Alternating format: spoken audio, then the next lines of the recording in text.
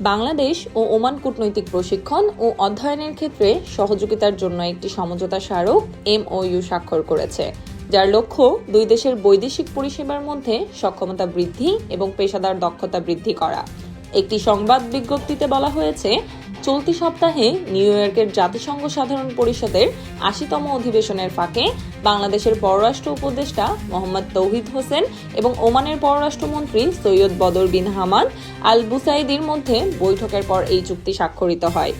আলোচনাকালে উভয় নেতা বাংলাদেশ ও ওমানের মধ্যে উষ্ণ ও দীর্ঘস্থায়ী সম্পর্কের সন্তুষ্টি প্রকাশ করেন এবং পারস্পরিক স্বার্থ সংশ্লিষ্ট ক্ষেত্রে দ্বিপাক্ষিক সহযোগিতা আরও গভীর করার প্রতিশ্রুতি পুনর্ব্যক্ত করেন।